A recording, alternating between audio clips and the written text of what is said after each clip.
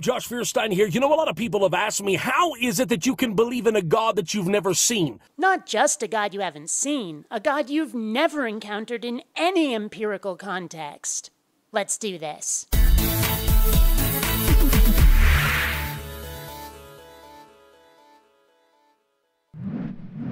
Greetings, fellow space travelers. BionicDance here. And yeah, it's this guy again. And he seems to think that he can prove God's existence in under 3 minutes.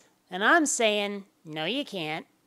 Well, the reality is we believe in things that we've never seen all the time. I can walk through a gallery of art, and even though I didn't see the painter paint the painting, even though I may not be there to shake his hand, the reality is he exists, and I have proof because I look at his art. I look at his paintings.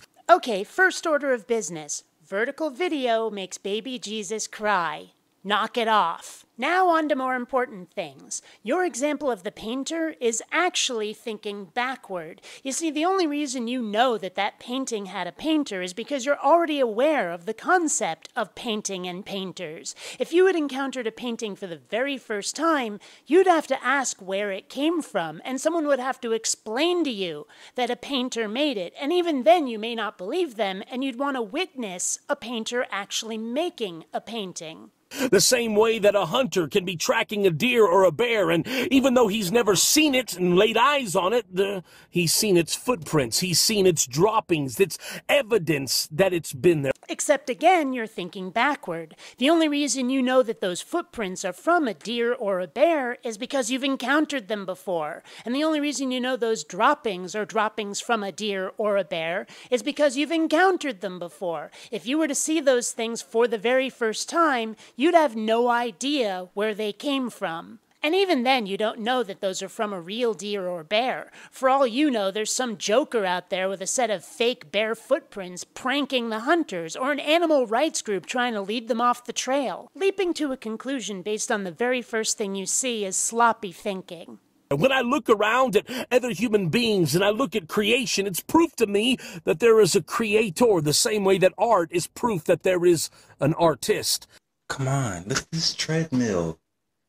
Tell me that ain't God. Except that you religion-y types just call it creation because it's in your book. You have no evidence that the universe was built. But once again, you're working backward. You can't look at a painting and say that was made by a painter unless you've seen a painter, seen other works they've done, possibly painted yourself. You have all kinds of reference with which to draw that conclusion. Now, like with paintings, show me evidence that universes are made. Show me a universe maker. Make a universe yourself. Show me other universes that have been made. Because unless you can do this, your assertion that there's a creator has no basis in fact. Like it or not, you cannot go from I see a universe to therefore there's a God. That's one hell of a leap that you cannot support with evidence. You know, it is that we believe in things that we don't see every single day, whether it's heat. Well, we feel heat, but we can't see it. And now you're taking I've never seen God way the hell too literally. Because when we say we've never seen God, what we mean is that we have no mind-external empirical evidence that God exists. Unlike with scientific things like heat, we cannot test that assertion. We only have people's word for it that a God exists. The reality is that we believe in it. Why? Because we've experienced it and we've felt it. Yes, that's right. We felt it. In a mind-external, empirical, tactile way, we felt it. With our senses. Produce that kind of evidence for the existence of a God, and I'll concede that you might have a point. But you cannot compare feeling something physically to feeling something emotionally. The same way that millions and millions, if not billions of people around this world have felt and experienced God. The same way millions and billions of people on this planet have experienced paranoia, but that doesn't mean there really was a conspiracy of people out to get them. That's why they can say that they can believe in him, and it doesn't make us better than an atheist who doesn't believe in a God, but yet the atheist cannot even claim to possess the totality of truth, and so how can they say that he doesn't exist? Yes, it's a great big universe out there, and we don't know everything that's in it. But so what? Have you actually encountered a God? Because unless you have, you're not justified in saying that there is one any more than I'm justified in saying that there's a coffee shop in outer space called Java Centauri. If you're going to claim that something exists, it's your job to prove it, not my job to disprove your unsupported assertions.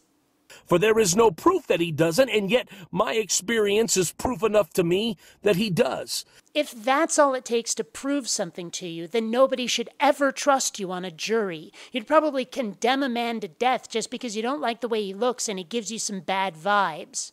That doesn't make me better than an atheist. It simply means that I've had an experience that he hasn't had. The same way that maybe I could have went to Disneyland and experienced Disneyland while maybe they haven't. Fine.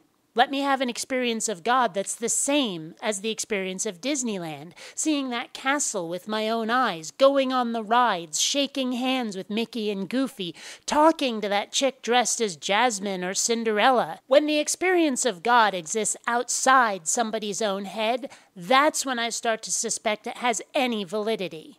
There's literally billions of people around the world that would agree right now with me that they've experienced his love and his mercy and his grace. So? There's millions and billions of people out there who agree that communism is the best form of government. Doesn't make them right.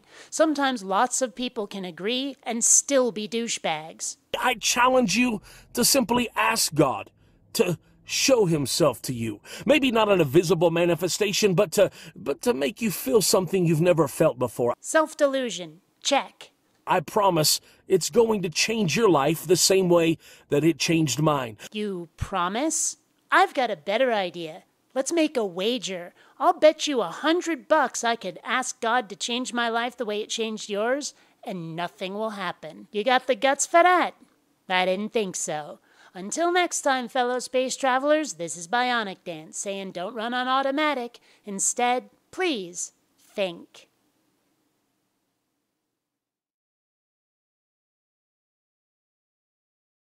You